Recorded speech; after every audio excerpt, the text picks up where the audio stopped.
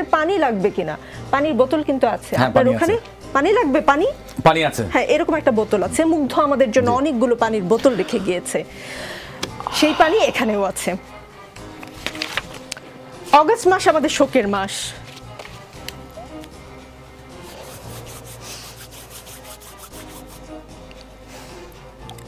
অগস্টের আগে জুলাইতে এমন করে শোক পালন করতে হবে আমরা কেউ ভাবিনি।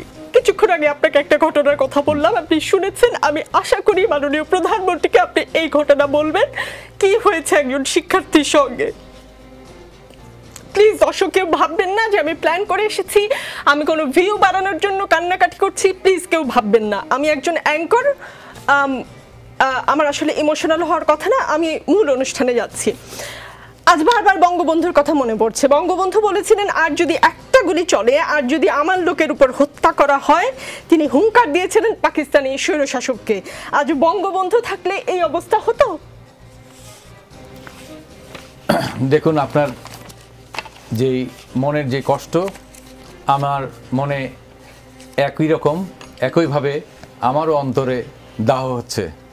যারা মৃত্যুর কোলে ঢলে পড়েছে, যারা হত্যাকাণ্ডের শিকার হয়েছে, তাদের জন্য আমারও কষ্ট হয়, কারণ আমি মনে করি তারা এ দেশেরই সন্তান এবং এইভাবে মৃত্যু কেউ আশা করতে পারে না এবং আমরা কেউ সেটা কোনোভাবেই সমর্থন করতে পারি না।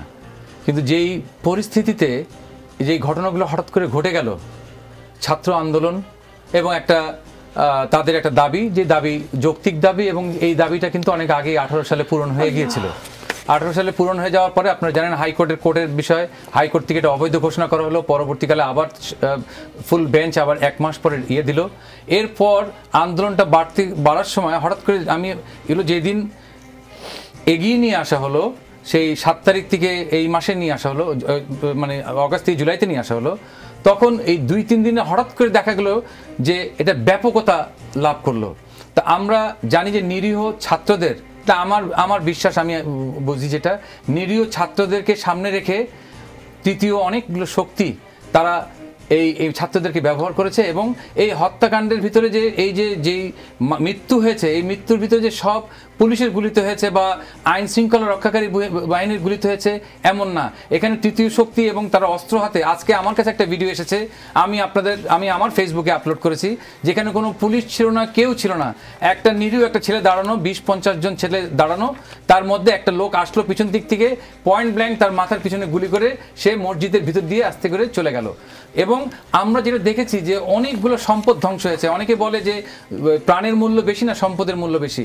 অবশ্যই প্রাণের মূল্য বেশি, প্রাণ গেলে প্রাণ ফিরে পাবো না, সম্পদ গেলে সম্পদ ফিরে পাবো, কিন্তু সম্পদগুলো যেভাবে জ্বালাও পোড়া হয়েছে আমরা দেখেছি যে এগুলো যদি গান পাউডার ব্যবহার না হয়, সুচিন্তিতভাবে না করা হয়, তাহলে সাধারণভাবে কিন্তু জনগণ সেটা পুরাতে পারে না।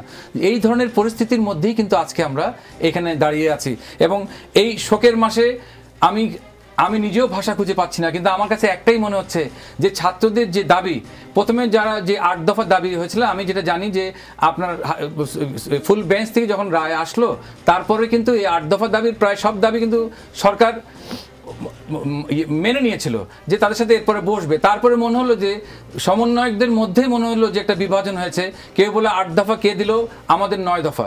এখনো যদি আমি মনে করি দেশটা তো আমাদের সবার, এই দেশটাকে যদি আমরা যেইভাবে যা হচ্ছে এটা হতে থাকলে কিন্তু কারো লাভ হবে না, যেদিকে অর্থনৈতিকভাবেও আমরা ধ্বংস হয়ে যাব। অবশ্যই দেশটা আমাদের আমরা চাই যে এই সাধারণ ছাত্র যাদের যে দাবিগুলো, এই দাবিগুলো যেটা আজকে যেরকম 9 দফা আসছে, আমি শুনেছি আগামীকাল 9 দফার পক্ষে একটা মিছিল হবে দাবি আদায়ের জন্য।